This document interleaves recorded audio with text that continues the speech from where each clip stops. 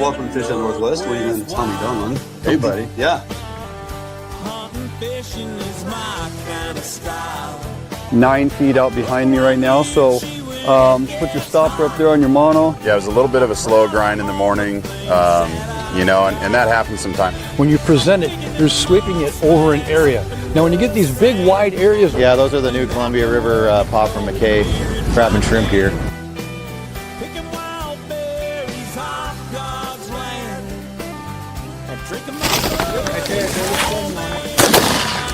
There we go. Yes, indeed. Nicely done, buddy. That's a beautiful fish, Duane. Nicely done.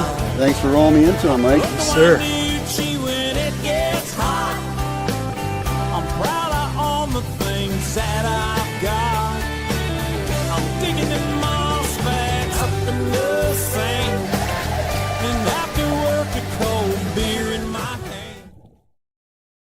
Hello and welcome to Fish on Northwest. Duane England, Bill Herzog. Good morning. Yes, back in studio once again. So glad everyone is able to tune in for today's program and join us. Nice to be back in studio after a week off. Man, did I get a week off? Yeah, you had. Well, you weren't here because I wasn't. Time flies. I'm telling you. Yeah, it's been 2 weeks, and you know, for those of you that tuned in last week and caught the episode we had put together of our walleye fishing with Bobby and Richie over there at Kettle Falls. That's where we were. Yeah, Kettle Falls. The big lake there. The real big one, top end of Roosevelt there, almost into Canada, way up north. And we had a phenomenal day catching all them walleye. And then, of course, you saw a little bit of intro into smallmouth bass, which we'll get into a little more of that later on in today's program. So just nice to be back home. Heck of a road trip, man. 9 days. Wow. 4 days of fishing, 2 days of travel, 3 days of fishing Fontenelle Reservoir, a day off then to travel over to Green River and go visit Sherry's mom and stay there. And then Jordan and I got up the next day, fished Flaming Gorge for a day. Phenomenal day. Unbelievable. The buckboard launch, by the way. Yeah. Time I went down there, it was 999 miles from my house. Yes. So I was doing circles in the parking lot. Just to hit going, what are you doing? I got to get to 1,000. Got to be 1,000. Yeah. Yeah. Round trip back and forth to the reservoirs and everything, back and forth to Green River a couple times. 2,400 miles on the truck, towing the boat. And let me tell you, coming home, you get once you cross over from Idaho into Oregon on 84. And you hit somewhere around Dixie, Oregon, you start making the climb and you're heading towards the Blues mountain range. Right. And you're going up constantly going up. It was 97, 98 degrees that afternoon as we're pulling that mountain and towing the boat. And boy, I tell you what, I had to keep an eye on the transmission temperature. I'm telling you. And I had to slow her down to about 55 miles an hour and just take a slow crawl because boy, it was hot. And you don't want to be. There were a number of folks on the side of the road with overheated vehicles and problems. Like they give you all those gadgets on these trucks. My truck's a 2019, and you know you want to pay attention to those things that are going to get warm. And that transmission would definitely get hot pulling that thing if you're trying to do 70 miles an hour up the hill. Right. So. Did you know that I-84 where you were traveling is the heaviest traveled road for trucks? Yeah, semi trucks in the nation. Yeah, I believe it. That stretch that you were on. There was a couple of them out there. I'll bet. Yeah. So you know. All said and done, 10 miles to the gallon, about $1,000 on fuel. This trip was not anything that you just go, hey, let's just drive to Wyoming and go fishing. It was a little bit of, you know, had to organize. Weather was phenomenal. You know, fishing reservoirs, it's always a gamble. Are we going to have wind? Well, you're going to have wind. You're going to get wind. Oh, yeah. We completely blessed, man. We had wind roll in like about the time we were done each day, wind started rolling in. That being said, Flaming Gorge, different story. Wind forecast was for about noon. About 10:30, the wind showed up, and everybody's heading for the launch. Did you notice when you watch the mountains, and when you see the clouds starting to form in the mountains, time to move. It came up with a vengeance, and the boat ramp got very busy for about an hour and a half, and we were helping folks load their boats, and it was pretty crazy. So nothing to mess around with, but phenomenal fishing. We dropped in on Fontenelle, didn't know what to expect. We start the first drag, first rod in, 20 feet down. Hey, get the second rod ready to go. Well, the fish didn't want to wait. First rod goes off. Shing takes on the first big Kokanee, Fontenelle Reservoir. We'd never fished it before, and that was day one, morning one. First couple minutes into it, and we were in for something else. And that brings us to this week's Peak Outdoor Moment of the Week. Okay, let it run. All right, first hookup. Nice. They popped it out of the clip. That's a good one. Right out of the clip. Yeah, okay. Okay, step back a little, like this way so I get the net. There you go. You're good? Yep. 20 feet, okay, 20 feet. Okay, because it's going to take once or twice until I know where I can sit There we in. go, I see.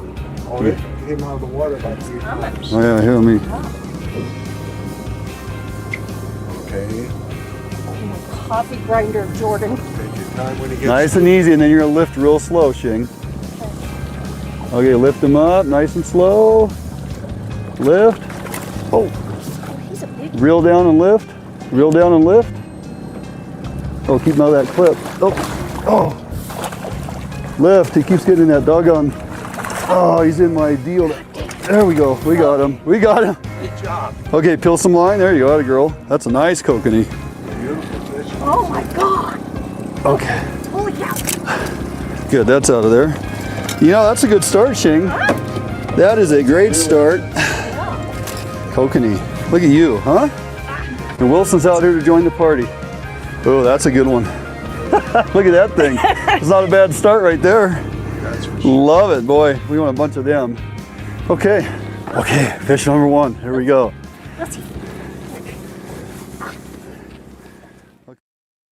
Here you go, my friend. First one of many. You're trying to kill me now. I aren't you? know. That was a 20-inch kokanee, It man. was, and girthy. We'll get into it as we progress through today's program. All right, running down the show.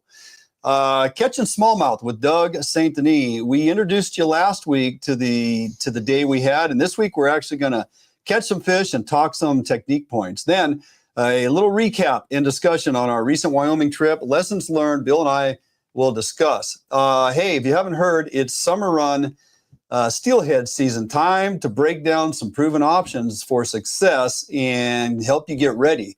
Also, Area 11 Chinook, Area 10 resident Coho are there. Fish around updates by the numbers and just how good or bad it is fishing. And then we'll close out the show, maybe even talk a little shrimping. So We might. we may do that. Jumping out for a quick break. We come back, some smallmouth action with Doug Saint-Denis.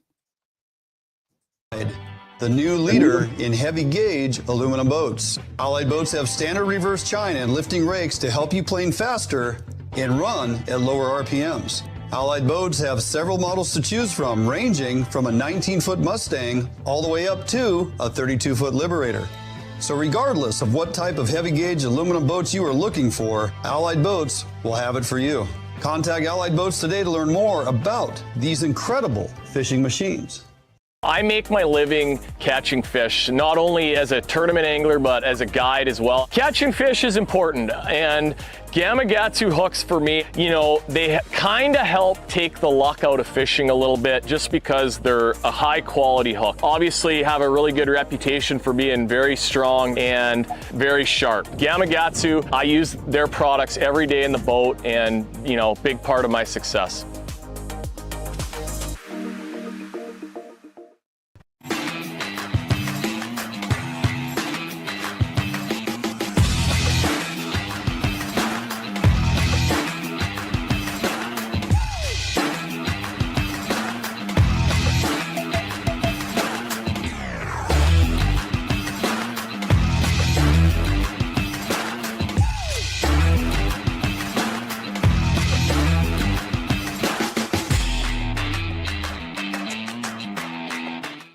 That fish is on that bed. That's an active bed, so we're gonna catch that fish. Huh. All right. We'll start with this bed over here off the end of this. So this time of year, like out here in this 16 to 20 foot of water, are you not targeting fish that are just kind of cruising around? It's all about them up in the shallows? Yeah, on a lake this size, the answer is no. Okay. Because those fish are, pretty much all the fish are either on the beds or they're in pre-spawn. If they're in pre-spawn, then they're going to be within like 40, 50 yards of where they're going to make a bed. Okay. Right? Yeah.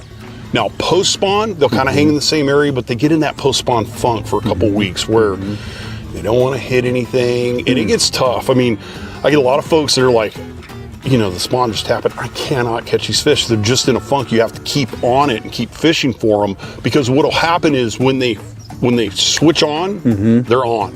You think they'd be hungry? You think I mean, you think they, after spawning, I mean, fish that don't die after spawn, right? They're typically looking for protein. I mean, they want to fatten back up. But they're just kind of in a funk. Interesting. You know, so let's grab one of these. Let's do this. This lizard. Okay. Now, for a bass that's on a bed, their whole thing is to protect the bed. Right. So you have to think like a crawdad. A crawdad isn't going to just go barreling into a bed to get a snack. He's going to sneak into the bed, right? Yeah. Because he doesn't want to get eaten. So we're gonna dance whatever our bait is, whether it's a lizard, it's a crawdad, it's a creature bait. We're gonna dance it in toward the bed. The pause is the most important part. We're just gonna pause, and when it's time, we give it a little action, and then just come back and reel up that slack. Money. That'll work. I'm gonna let it settle. Yep, you're dead center, probably 12 feet on the back side of it. That's excellent.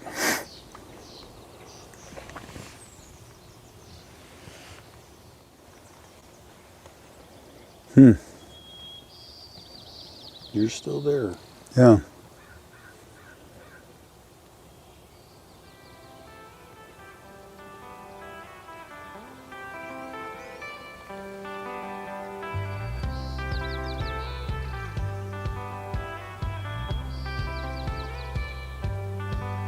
Oh, there he is. There you go, reel down. There you go. Nice job. Ooh, that's a nice sized fish. It is. Yeah. I felt him pick that up. There's no doubt about it. Just had to wait on him, huh, Doug? Oop. That's right. Under the boat. That might be my biggest smallmouth to date. I never got him that big on Summit. Come here, buddy. Oh, come here. Yeah. Come on. Oh. Ah, look at that guy. Thank you, sir. That's a nice male. Yeah. Just like I thought, right around 2 pounds. Boy, and it just came together just like it's supposed to. Right. You know? Yeah. Nice guy. Look at him. A little blood on his tail. Yeah. A little split there from working. Yeah, right on. Okay. That's what you're supposed to do.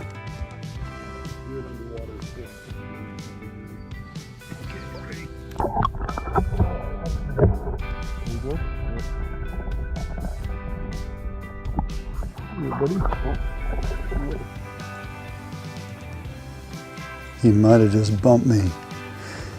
I saw that. When that line is slack, and then all of a sudden it kind of, oh, there he is. There he is. There you go. Yep. Reel that money. Got him. Got him. Ooh, buddy. He did too. He followed that thing. Uh-huh. Oh, out the motor, bud. Oh, he just came off. Just flipped off right there. I was trying to get him out from he almost got wrapped around the electric motor. Yeah. Yeah, he hammered it good that time. That's another couple pounder. So that fish is sitting, he's watching his bed, but he's on the outside edge toward us. I threw it a little farther left of that dock than I was targeting, and I kept moving it to the right, and so I kind of pulled it across this way. And that one time I wiggled it without reeling the slack, I could see the line kind of do this, and I just felt a very light, and I thought that might have been him. And then I reeled down. The next time I just twisted a little bit, and he just hammered it. So it's always nice to come back on a fish that you tried for, you missed. Come back before you're across the lake. That was one cast. And one cast he was on. He just, Excellent. Let's go find some more. Perfect. I like it.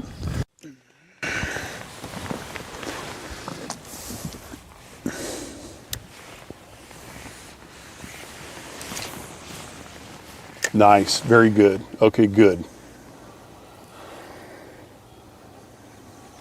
All right, I'd give it about 4 cranks, then you can start working it because you're about good 15 feet on the other side. Yeah. There you go. All right, here we go. Okay, mister, I got you this time.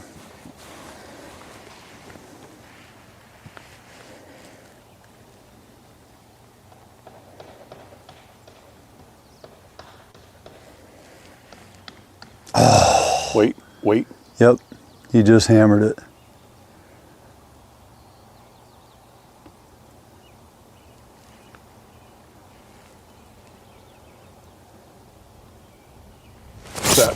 There you go, you got him. Yep, he still had it in his mouth. I could feel him just like barely moving it.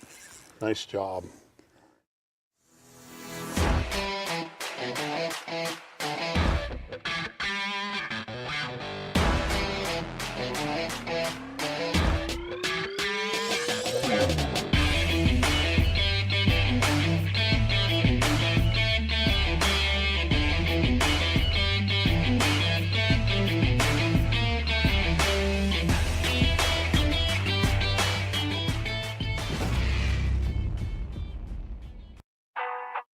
All Defiance boats are built without any structural wood materials. That is why all boats are backed with a lifetime warranty.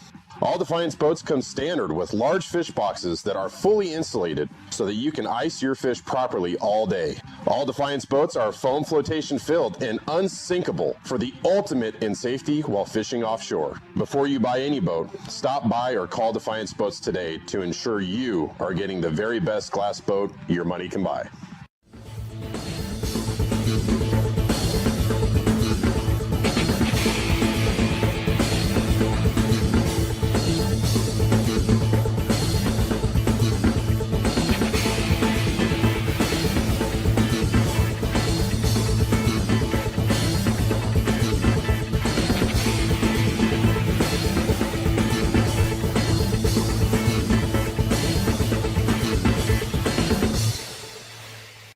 Start your outdoor adventure at Sportco and Outdoor Emporium, 2 locations with the best selection of name brand outdoor gear at affordable warehouse pricing. Over 60,000 different items to fit in your adventure, like Gamakatsu fishing gear, premium grade high carbon steel hooks, Gamakatsu custom designed fillet and boning knives to tackle and storage containers. Gamakatsu, simply the best.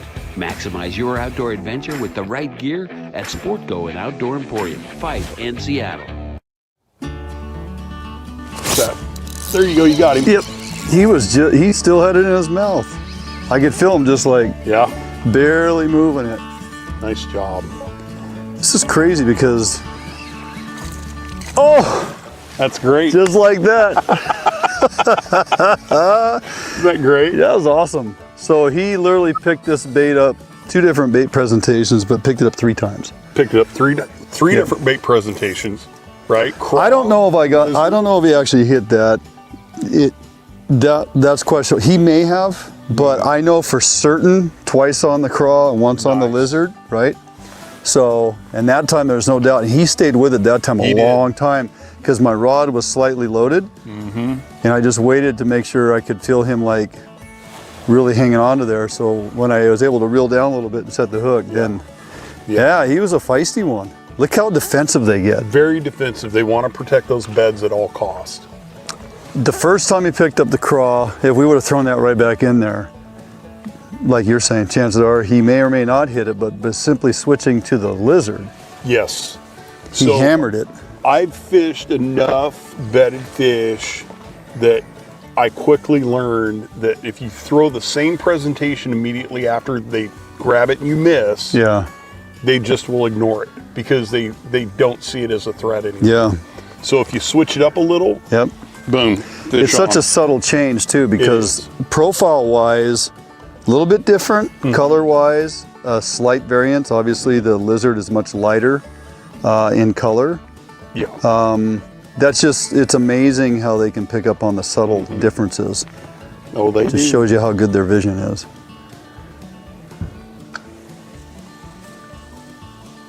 You're off. I can see you're not. Yeah. Okay. Do it again. One more time with the craw, and then we'll try the lizard. Nice shot. Nice shot. Okay, he's to the right of the bed. Mm-hmm. He's holding tight though. He's He still is. tight. Yep. Yeah.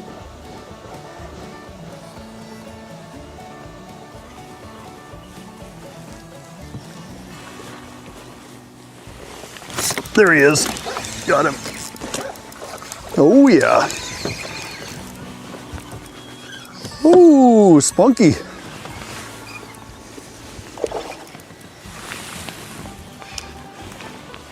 That worked. Nice. Just like it was supposed to. Funny, he hit that crawdad and I missed him. And he came right back and grabbed this lizard. Like instantly. Oh, that's awesome. Come here, buddy. Oh, there we go. Now that guy actually looks healthier than that bigger fish. Yeah. He's got way more belly to him. That other guy was so thin underneath, he was just worn out. There we go. Nice. Starting to get the hang of it.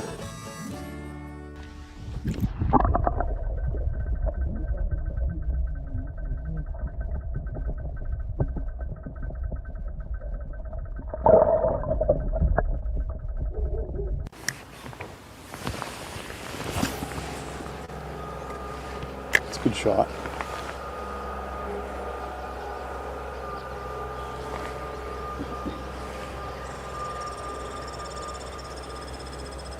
There he is. He ticked it. Came right back on it. Yeah, he did. Leg first cast into the bed. Just again, barely touched it. And then I just left it. I didn't move it or anything. Came back and hammered it. Come here, little buddy. Nice. It's a nice fish. Yeah, it is. He's got some spunk to him too. There we go. Come here. Come here. Oh, this might be the biggest one of the day. Oh. Yeah. Nice, healthy, fat male. Yeah, he is. Big old gut on him. Kind of like me. Healthy. Excellent. Well, you saw that bed, Doug, and I just love it, man. They just, little peck. Yeah. And I'm finding if I don't move it, just wait for a second, make sure the slack's on my line. Yeah, he just came back, he just plowed it, so that was good. Yeah, if you can find those beds on structure, those fish are pretty aggressive. Yeah, healthy. Yeah, I keep going back to that very first one this morning, how skinny he was down here. I mean, he was like extremely thin. Really thin. These guys are, you know, maybe he's been eating just up until he got on his bed. So these are healthy fish in here.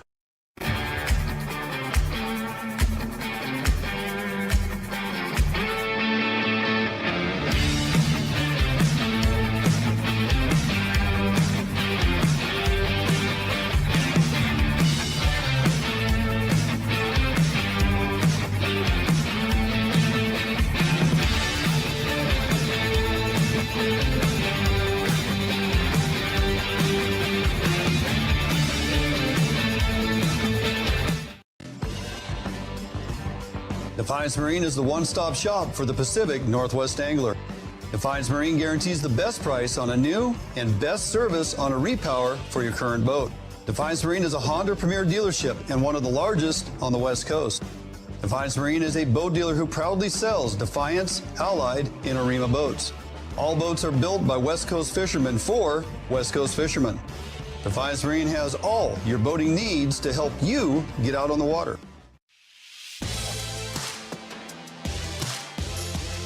The Northwest premier upland bird hunting destination. Located along the beautiful Umatilla River in eastern Oregon. Fully guided bird hunts with expert guides and top-notch dogs. Enjoy comfortable accommodations and gourmet meals at the Riverview Lodge. Book your sensational hunting experience with Horseshoe Curve Outdoors.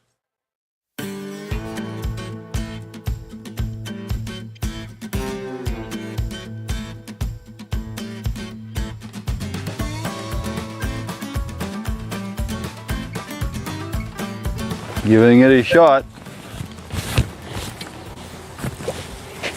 You know that bed is about, no, because it's about 2 feet off the dock.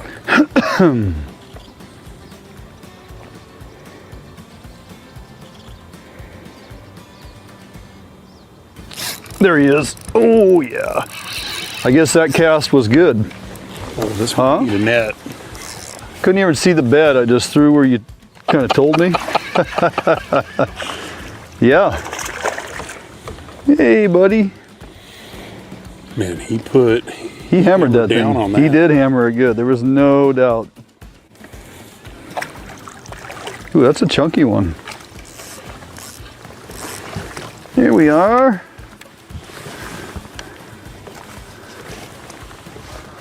Nice. Oh, he inhaled that. Yeah. We're going to plier this guy. Almost more of a feeding than a defense. Yeah, exactly. Right?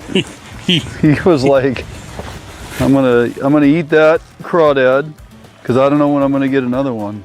It's in the, let's see it. Yep.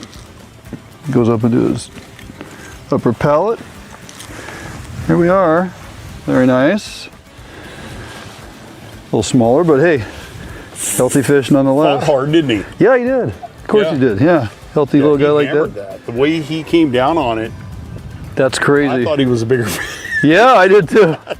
All right, perfect. We'll throw him back. Standing. Cut more on that crawdad than anything. Makes sense, especially if they're eating them.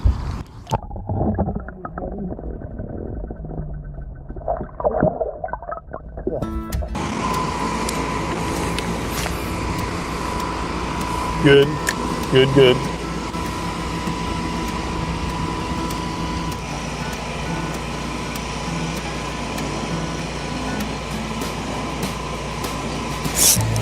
Got him.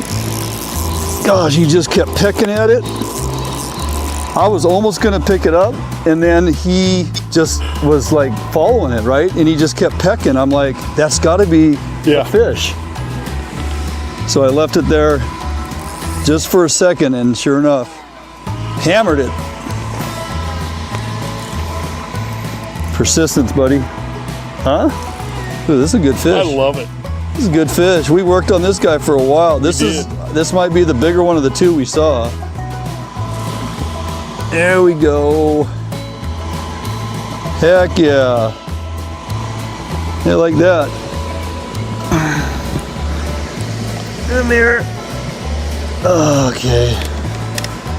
Woo! Top lip, just how I like it. Man, oh man. So he hit that 3 times. And all 3 were with the crawdad. And he came back on the crawdad 3 Those times. crawdads produce fish. Man. They really do. Well, they're used to eating them, obviously. And they see it as a threat when you drag it through the bed, like you tell me. Oh, yeah. That was great. Did you see how close it was? Oh, yeah. No, I kept watching your rod tip, and I'm like, I think I could something's feel there. it was like so subtle. Yep. Which I honestly believe he probably had picked it up and was swimming with me. Right, because we're in the deeper water. And as I would reel down and pick up a little bit of the slack, I would feel just a very slight, and then it came slack again. I reeled down, and it was like, and that 3rd time, I was like, I better set the hook on that guy. So that's awesome. Right on. Fantastic. Okay. All right, there we go. Buddy, you gotta go back to your nest.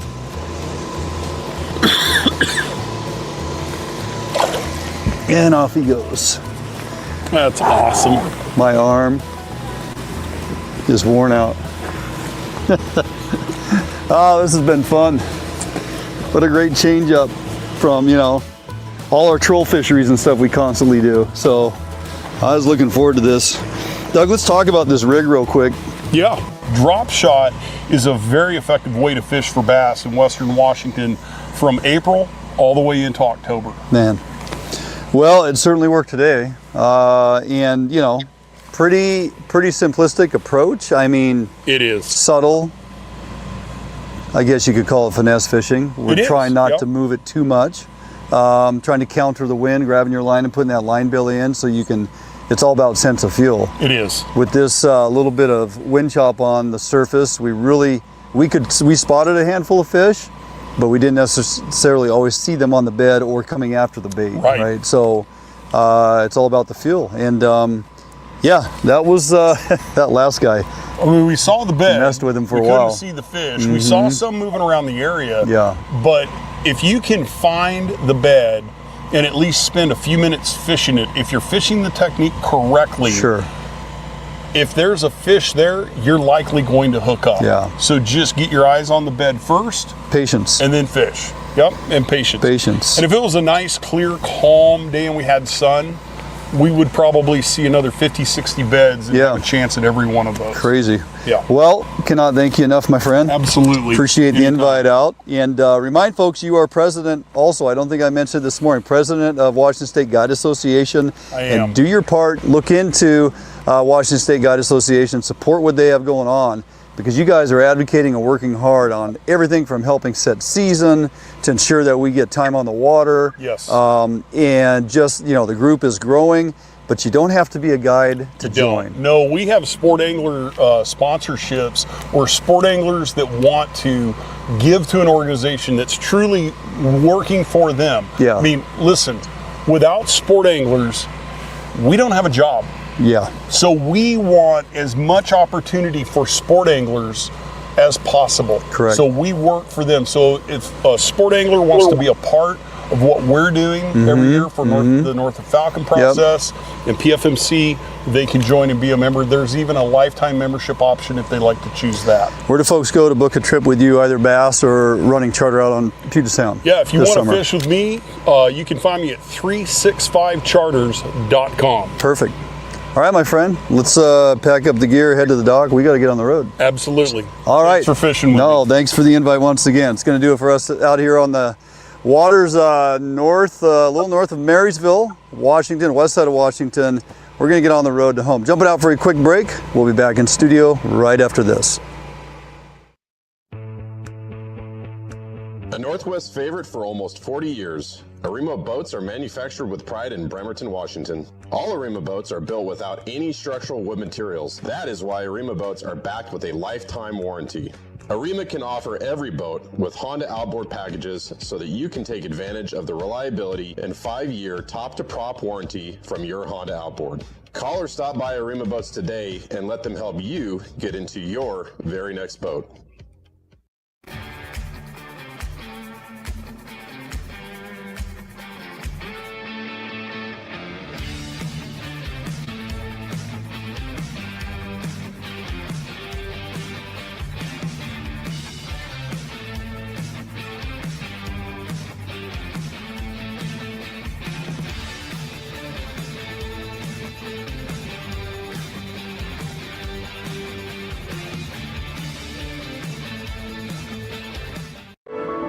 You haven't been here, but you know it. You've heard the sounds, smelt the air, and seen where your heart lands, if not yet.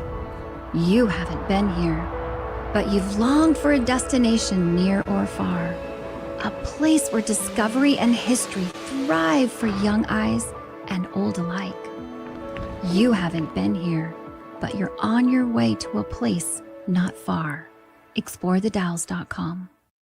I make my living catching fish, not only as a tournament angler, but as a guide as well. Catching fish is important, and Gamakatsu hooks for me, you know, they kind of help take the luck out of fishing a little bit just because they're a high quality hook. Obviously have a really good reputation for being very strong and very sharp. Gamakatsu, I use their products every day in the boat, and, you know, big part of my success. All right, well, there you go. A little smallmouth fishing, Bill. A little something different. I'll tell you what, if you've never done it, I know we always talk about We joke about it, yeah, we there's do. nothing jokeable. Those fish fight really well, and they're a ton of fun. They, you know, in that type of fishing, sight fishing, and, you know, surface disturbance with wind makes it a little tough. And we had majority of that morning, we had more wind than not. So, but we were able to get into a handful of fish and had an absolutely great time. Last week we rolled out kind of the intro to that, and the one thing you missed is when I walked down to the Dodge, I introduced Doug, and I'm, saying we're fishing from a sparkle barge and we're chasing dish pickles, and he's completely good with that, right? Yeah. But you know what? Nice to be back home and nice to focus back on the shiny fish, and that's what the next several segments we're going to kind of discuss here. So, kind of a recap. Now, you've been to Flaming Gorge. Yes. You've never fished Fontenelle Reservoir. No, we didn't want to leave 50, 60 hookups a day with 2 well, you don't leave. Kokanee. Yeah. So both of them at times can be exceptional. And this year, I think they're both fishing very well. Now, the interesting about Fontenelle is it's the first stage reservoir in the Green River chain. And that one they actually put in as a sediment collector. Thereby, the Flaming Gorge Reservoir pretty much always runs clean, other than when you get those tremendous thunderstorms and a lot of rain washing down on the sand and everything into the water. That being said, coming from the actual river and even being there early June, the top end of Fontenelle was absolutely dirty. It looked like the Puyallup River. But as it filters on through, and we were fishing, down towards the other end near the dam, water was fantastic. And, it's one of those you had to kind of figure it out. But let's be honest, they were very aggressive. And most of our fish we found 18 to 25 feet. 3 days in a row, never went much deeper than 25, didn't need to. Small presentation, combination beads with pinks and chartreuses and small 0.08 max smile blades, like pink and or the UV glow burst. I mean, that's all you needed. And what do you think the number one scent was that I didn't really deviate from? I'm going to go at a wild stab. I'm going to go garlic tuna. So close. So close indeed. It was actually tuna garlic. But yes, thanks for playing. Yeah, you're welcome. And I would take the Potskie's Fire Gel crawfish, put that on the back of the Dodger. Yeah. That combination just seemed to just be very, very continuously productive. Never changed. I mean, troll speed for bigger fish. Right. Now, so when I first went down there, I was told by a lot of the guys who fish down there, you have to go 1.7 to 1.9. You got to go fast, And and we're getting bit. But I thought to myself, okay, I'm going to try like we do back home. So I went 1.2 to 1.4, and guess what? Just as many, if not more. Lit up, yeah. So they some intel from guys that fished it last year. They said, they like it faster. 1.6, 1.7, 1.9. I mean, and I'm going, okay. So we started off trolling fat, but I really found kind of the sweet spot, 1.5, 1.6. 1.5, 1.6. I just tried to put it on an average of 1.5, and that seemed to be very consistent. And again, bigger fish, but smaller presentation. Now, as well as anybody, this is not your typical kokanee fishing. These things are on steroids. Sure. You will not have a fish not take it out of the clip. Right. And chances are, by the time you turn around and see the rod folded over and almost rod tip into the water as they're peeling line, it's in the air. They're out of the water. Oh, yeah. Absolutely. Sure. And if you can't get excited about that, and do I dare say 20 to 30, takedowns a day? Easily. Sure. Oh, right? boy. We had a place we called Area 51 right off of Buckboard. Well, we got 51 fish in one morning, and I went, okay, this is. But see, we had basically tackle box challenge down there. I couldn't find anything they wouldn't eat. I mean, we used plain mini squids, spinners. It didn't matter. Right. Color didn't matter. Nothing mattered. They bit everything. I've had some years past where Flaming Gorge has been a little bit more of a challenge. Now, 3 years ago when I was there in 2022, Jordan and I were very successful. We caught a ton of fish out there on our planer boards, quarter ounce or half ounce of weight added, small presentation, and it was all about the gold and black. Gold Dodgers, gold and black beads, max 0.08, gold scale smile blade, and small stuff. Okay. And the classic Sanson corn and things that we use, and we just absolutely lit them up on the planer boards in your 100 or so foot setback with that amount of weight. We're in that 15-foot column, right? This year, that one day we had on Flaming Gorge, in comparison to Fontenelle, we never broke out the planer boards. We strictly downrigger fished, and I had one lead rod out the back, which produced fish with a 1 ounce lead. Sure. We're down about 20 feet, so you're right in the wheelhouse. Now, could you use corn at Flaming Gorge? Yeah, oh yeah. They lifted that rule years ago. Okay, Yep. when I was there, it was Uncle Wally No-No. You couldn't do that. Uncle Wally No-No, no, you can use it now. But what Jordan and I found for the one day that we got to fish, the planer boards produced fish, but they were the small kokanee.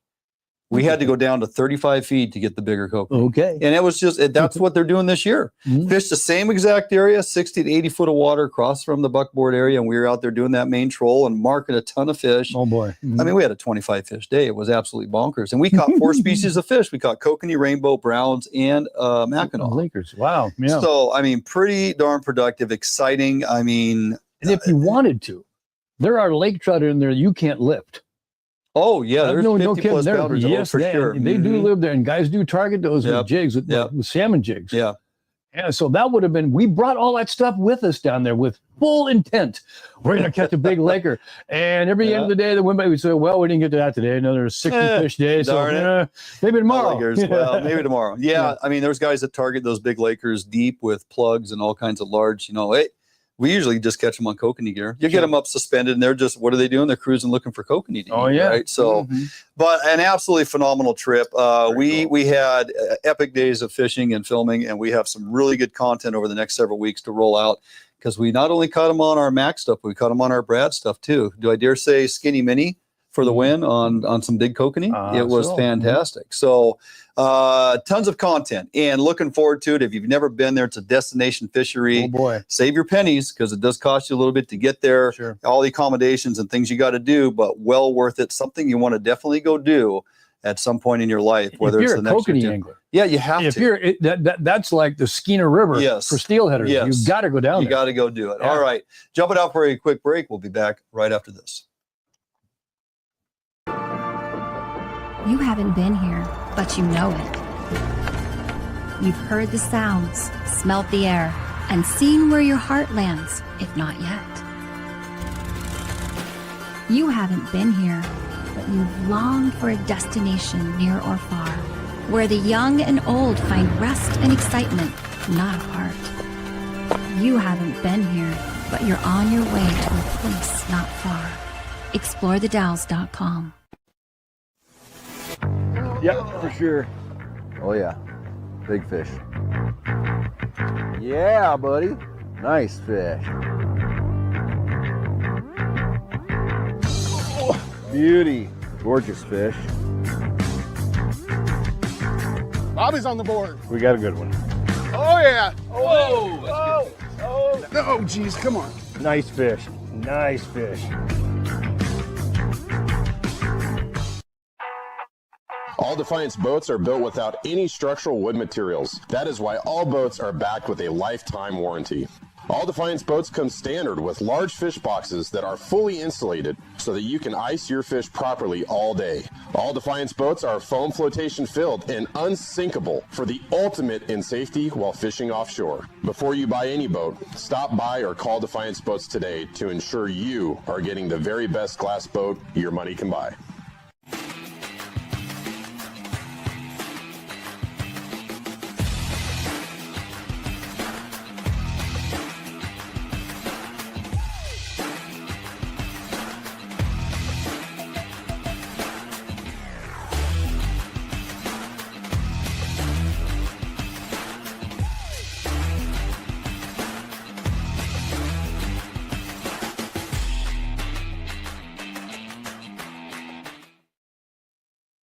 All right, welcome back. So William, Yes. you realize it's kind of our favorite time of the year. It's not winter. It's That's what I'm not talking winter. It's about. not cold. You don't have 9 feet of snow burying you in over there at Yakima. But it's Summer-Run Steelhead season too. A lot of rivers opened up Memorial Day weekend. That's the music to my ears. Summer-Run Steelhead. You coined it best. You say at this point in time, it's easy to be frozen with indecision. Yeah, absolutely. Yeah. We have some options. We're going to talk a little bit about salmon fishing later on in the program, but the Summer-Run Steelhead fishing right now, there's some great opportunity here. Now, a little river down the road here that you and I just absolutely love. It's flowing about 325 right now, which isn't bad. It'll get lower. Oh, it'll be down. I fished that thing just sub 200. Right? Yeah, it's a little skinny, but with a glass drift boat or your raft in the future, it's completely doable. You got out last week while I was gone, right? Yeah, encountered a few. I had four takedowns. Plugs. You love pulling plugs in some of our favorite deep holes, right? Yes, sir. It's all about and the plug grab is like a spoon grab or anything. When it's that violence, it is that absolute nothing happening. Watching paint dry, watching keys mold happen, all into a complete terror. Yeah. Sheer terror. And I love that. The takedown of the plug and or the bait diver and coon shrimp equally as impressive, right? They grab and go. There's just no momentary pause with the summer steelhead. It's like it's on, right? Favorite plug colors for you this time of year, chasing summer runs? I mean, we're gin clear, low, got to be stealthy. What are we putting out there? And do you change morning light, very minimal light on the water, first couple holes we're going to work our way through, compared to, say, 11 o'clock in the morning when we got full sun just beating down? Well, definitely. I'm a big fan of metallic pink. Always have been, always will. Yeah. For when fish are bright, when they're brand new, they're still very marine. Yes. They like bright colors. And so first thing they're going to see, first lure they're going to see is probably we're going to show them when they're that fresh. Okay. And in the morning in low light, you can run something a little brighter, a little bigger, a little stronger. They'll go after that. But once that sun hits the water, they'll start moving into deeper water and into choppier water. Yeah. And I'll tone everything down. I'll go to light metallic pink. I'll go to blacks. Sure. Ooh, you'll see tomorrow. I was told by many the favorite, an all black plug. And I'm like, okay, I've seen them eat all black spoons. So, and I had a fish on an all black plug last time I was there. It took me a while. I catch them on black flies all the time. Sure. Right? Yeah. But your gear brain just goes, no, I got to use a color. But metallic blues, metallic purples, light pink, and anything dark and subtle, you'll be good to go. Jig's kind of the same progression through the morning with your jig colors. Sure. Like brighter in the morning, we're getting first light up, not a lot of light filtering into the water. So something that catches their attention as we move through the day. I start, pulling out the purples and the UVs with the purples and the even red, darker red, red and black combo, dark red and black for you. Now, see, that's my secret plug color. That is, yes. But we're talking about jig colors in the morning, pink and white. Yeah, for example, a little contrast, a little brightness. Peach has always worked well as well. But once that sun comes up, you're talking blacks and purples. Yeah. And red, not fluorescent red. No. Red. Dark red. Like yeah. a dark red, yeah. So the Sky Comish actually opened 2 days ago as well. Awesome. For, Summer Kings and Summer Steelhead. Real slow, man. I talked to a handful of folks that were up there fishing, some good sticks, some guys running boats.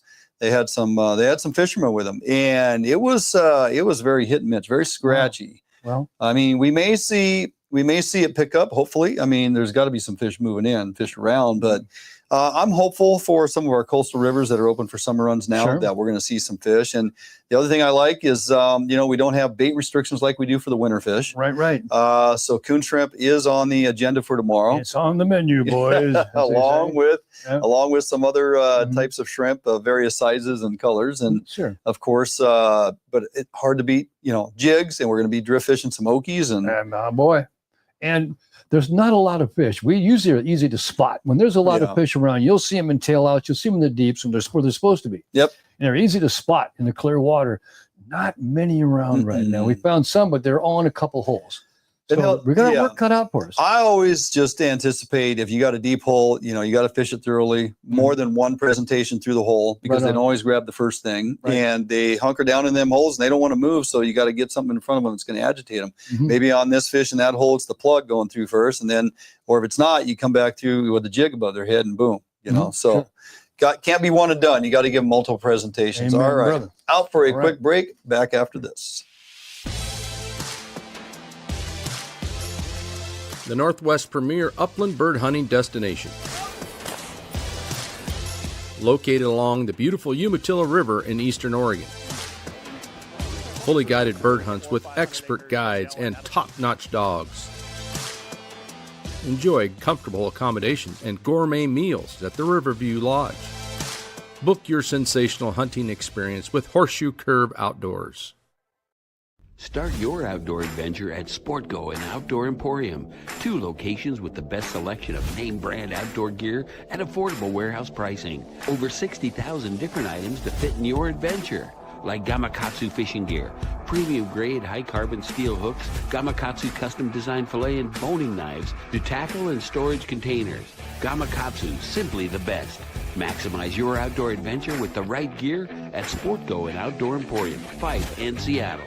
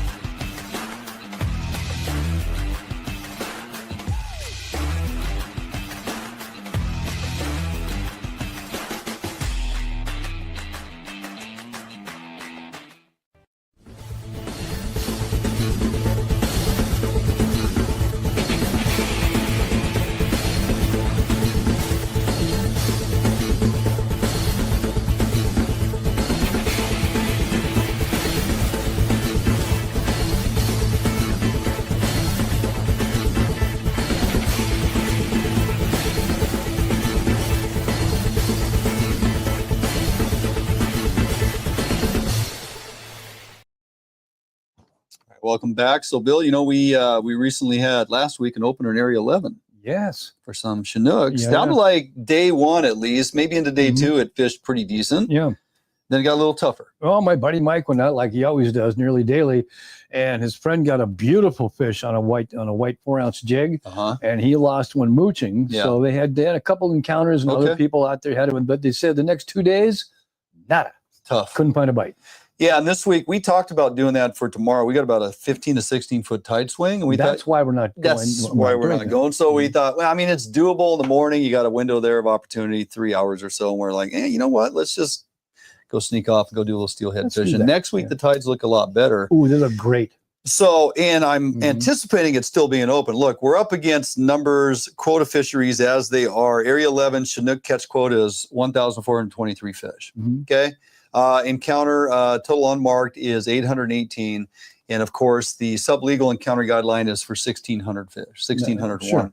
Sure. According to some stats that got thrown out here yesterday, we're at about 34% on the catch quota after the first 4 days. That does not bode well for a long season. Yeah, I mean, we're open Wednesday through Saturday, right? Which does give us more. I mean, if back in the day when it'd go for 7 days, we'd be 1 week and done. So, bad tides, crummy weather affects kind of helps. It keeps the fleet off the water on specific days, but the weather looks pretty decent. But the big tides this week is probably going to keep a number of folks not getting after it. There'll be the hardcore guys for morning opportunity, a few hours, but we may get into that third week at 34%. I mean, if we're at 30% of marked rate per week, we should have 3 weeks of window opportunity. That's 4 days a week. Yeah, and the longer it goes, theoretically, it should get better. More fish should show up, right? More fish should be rolling in. The interesting thing is we're hearing reports of pinks already out in the straits. Yes, like they a are. good number of them. The Area 10 Coho fishery opened up on June 1st, and that kind of had a lackluster start for some. Some guys are doing okay. They're finding them. Now, what I really like about that fishery, look, we just got back from Wyoming. We're catching kokanee in some regards that are bigger than some of these resident coho. Right, sure. But it's a heck of a lot of fun to go up there with kokanee rods. Now, Lamaglass, and you and I are excited about this because we're going to use these rods for both our sockeye fisheries and our resident coho. It's that 9-foot redline series, that new kokanee rod. It's a 6 to 15, phenomenal for any lead fishery, and absolutely it holds 4 to 5 ounces of lead. Yeah, no problem. So, and it has so much forgiveness for it. Fighting little fish on it is an absolute blast, and we were using them over there at Wyoming and other places. But so the resident coho fishery should pick up over time. And I really like going after them with small profile, some ace high fly juniors and mini squids and things like that. Just a smaller profile, small 6-inch or 8-inch dodger. Don't have to go with the big, 10.5-foot rods and do all that. Just scale it down and enjoy the fishery for what it is. And don't fish extremely deep and be hooking and releasing kings. That's not what we're up there for. No, you're talking like 2 mile an hour. You're trolling too, right? Yeah, you're going fast. And I mean, you should be able to find them things above 90 feet, 65, 75 feet on year average. We seem to get into a number of them. And you're still going to hook a king or two. Oh, you will. It happens. They're suspended up. Sure. We got into resident coho on the blackmouth fishery. Yeah, we did. We could have kept every one of them. We kept caught a pile of them. Yeah, they were delicious. They were fantastic. They were really so good. we do have that opportunity going on. The Area 8-2 bubble fishery is also open. The cool thing about that is it actually stays open through to September 1st. Wow. There's a 1-day closure, 21st of June. I believe it's a commercial opportunity, and people may get all upset about that. But the fact is, that Tulalip bubble fishery is there, and recreational folks have an opportunity on it because of the Tulalip tribe's hatchery and the number of fish that they put into that. And this time of year, when they come back and they're in that bubble, we can target them as recreational anglers, and we have all the way through to September. So they're running a great program there, and I've seen some nice fish over the rail already. Sure. It's fishing. We have opportunity, folks. You just need to figure out where you're going to go. The Area 11 fishery, hopefully, as you said, will improve. The resident coho fishery should improve, and we have things to look forward to. And man, I'm excited. A week from now, the ocean opens. June 21st. Yes, it does. June 21st. Yes, and all ocean fisheries Bay. open for Chinook. Absolutely, and the numbers look fantastic. So make sure to figure out where you want to be and when. Take advantage of it. We got a lot of opportunity coming up. All right, jump out for a quick break. We'll come back, close it out. Allied, the new leader in heavy gauge aluminum boats. Allied boats have standard reverse chine and lifting rakes to help you plane faster and run at lower RPMs. Allied Boats have several models to choose from, ranging from a 19-foot Mustang all the way up to a 32-foot Liberator. So regardless of what type of heavy gauge aluminum boats you are looking for, Allied Boats will have it for you. Contact Allied Boats today to learn more about these incredible fishing machines.